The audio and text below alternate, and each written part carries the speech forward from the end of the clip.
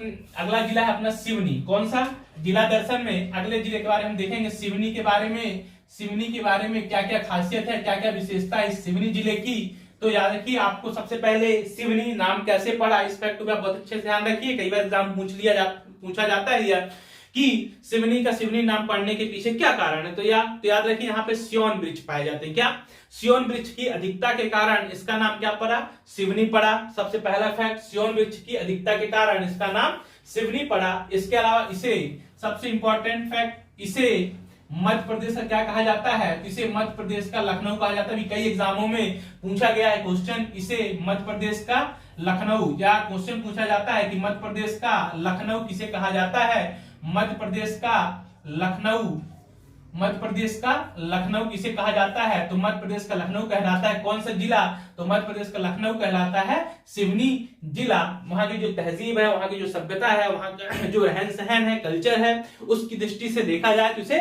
मध्य प्रदेश का लखनऊ कहा जाता है। इस बात को भी आप बहुत अच्छे से ध्यान में रखिए। अगला इंपॉर्टेंट है यहाँ पे क्या, दूसरा इंपॉर्टेंट फैक्ट सिवनी जिले के बारे में आपको, पेंच राष्ट्रीय उद्यान। कौन सा राष्ट्रीय उद्यान, तो पेंच राष्ट्रीय उद्यान कहां पे स्थित है, तो पेंच राष्ट्रीय उद्यान ये भी कहां पे स्थित है, तो यह दो जिलों में आता है, याद रखिएगा, एक तो सिवनी और छिंदवाड़ा। पेंच राष्ट्रीय उद्यान यह दो जिलों में आता है, सिवनी प्लस छिंदवाड़ा। इस फैक्ट को भी आप अच्छे से ध्यान में रखिए, सिवनी प्लस छिंदवाड़ा दोनों डिस्ट्रिक्ट में आता है यार। तो यहाँ पे अपन देख लेते हैं सिवनी में ही कि पेंच राष्ट्रीय उद्यान कहाँ पे है, तो सिवनी में स्थित है। इसे भी आप ध्यान रखिए। इसका नाम बदलने की बात कही, यह बदल दिया कि क्या ध्यान, इसका नया नाम क्या होगा, तो याद रखिए इसका नया नाम रखने की घोषणा की गई है, या घोषणा क्या की गई, रखा गया है इंदिरा प्रियदर्शनी, इंदिरा प्रियदर्शनी राष्ट्रीय उद्यान, इंदिरा प्रियदर्शनी राष्ट्रीय उद्यान इसका नया नाम होगा, या नया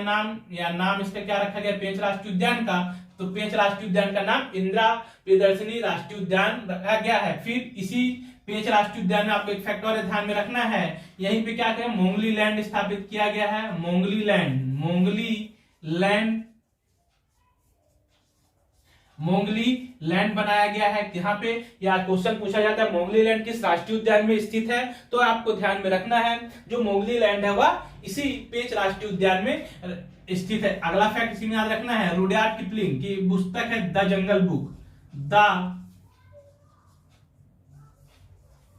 द जंगल बुक, जो कि किसकी बुक है, तो ये बुक है रुडयार्ड किपलिंग की, किसकी, रुडयार्ड किपलिंग,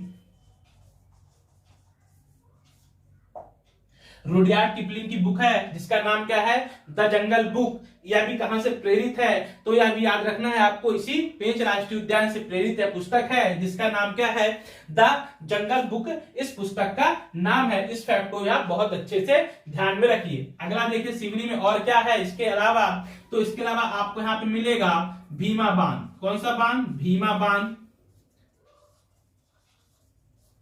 भीमा बांध। क्या खासियत भीमा बांध की, याद रखिए एशिया का, या जो भीमा बांध है एशिया का मिट्टी से निर्मित, क्या, मिट्टी से, एशिया का मिट्टी से निर्मित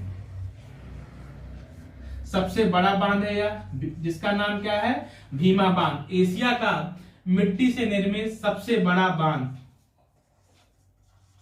एशिया का मिट्टी से निर्मित सबसे बड़ा बांध कौन सा है, तो आपको ध्यान में रखना है सबसे जो बड़ा बांध है भीमा बांध है। इसके बारे में बहुत अच्छे से ध्यान में रख। इसका कभी दूसरा नाम भी पूछ लिया जाता है, जिसे ही बोला जाता है संजय सरोवर। कौन सा, संजय सरोवर कहाँ स्थित है, क्वेश्चन पूछे तो ये भी कहाँ पे, सिवनी में ही स्थित है। इस फैक्ट को भी आप बहुत अच्छे से ध्यान में रखिए। अगला देखते हैं इसके अलावा क्या है, तो यहाँ पे है बेनगंगा नदी का उद्गम। इस फैक्ट को भी आप बहुत अच्छे से ध्यान में रखिए। बेनगंगा नदी का उद्गम, बेनगंगा नदी का उद्गम, बेनगंगा नदी का उद्गम कहां पे, तो ये भी सिवनी के कहा, मुंदारा, सिवनी के मुंदारा नामक स्थान से इस बेनगंगा नदी का उद्गम होता है। आगे चल के यह कहां, बालाघाट तक जाती है, तो वहां पे इसमें पहली नहर जो बनी हुई थी बेनगंगा, जो मध्य प्रदेश की पहली नहर भी इसी नदी पे स्थित होती है। इस फैक्ट को भी आप ध्यान में रखिए। इसके अलावा यहाँ पे सांस्कृतिक दृष्टि से बात करें तो इसी सिवनी जिले में क्या लगता है, मठ घोघरा का मेला, बहुत फेमस मेला है यह। मठ घोघरा का मेला कहाँ आयोजित होता है,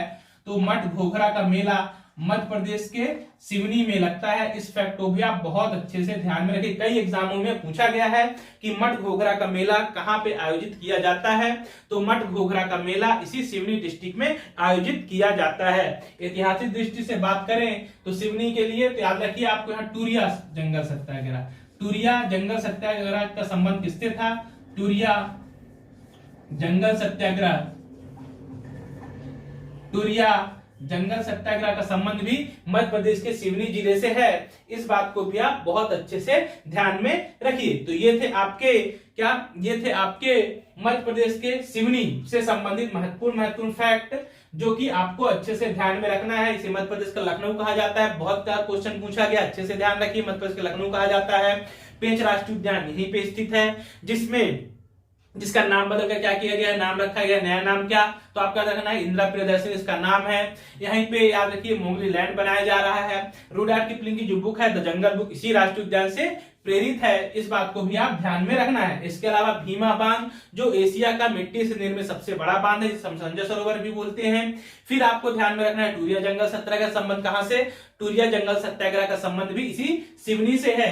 फिर आपका मठ घोघरा का मेला कहां आयोजित होता है, तो मठ घोघरा का मेला भी इसी सिवनी डिस्ट्रिक्ट में लगता है। इतना सारा फैक्ट आपको ध्यान में रखना है। और लास्ट फैक्ट आपको जो बेनगंगा नदी है जिसपे मध्य प्रदेश की पहली नहर बनाई गई है, मध्य प्रदेश की पहली नहर बनी हुई इसी बेनगंगा नदी पर, वो भी कहां से उद्गम होता है, उसको नदी का उद्गम कहां से होता है, तो याद रखना है आपको नदी का उद्गम सिवनी के मुंदारा नाम स्थान से उसका उद्गम होता है। तो इतने सारे फैक्ट आपको सिवनी डिस्ट्रिक्ट में ध्यान रखना है। अगर आपको ये वीडियो पसंद आया हो तो आपसे रिक्वेस्ट है चैनल को सब्सक्राइब कीजिए, लाइक कीजिए और ज्यादा से ज्यादा शेयर कीजिए। फिर मिलते हैं नेक्स्ट वीडियो में जिसमें हम पूरा संभाग जो जबलपुर संभाग के 8 जिले समाप्त करने की पूरी कोशिश करेंगे। तब तक के लिए बहुत बहुत धन्यवाद।